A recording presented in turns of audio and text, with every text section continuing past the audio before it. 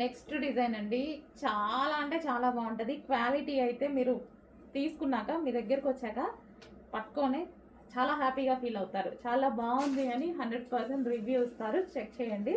చాలా బాగుంది అనమాట. నాకు కూడా క్వాలిటీ చాలా నచ్చింది.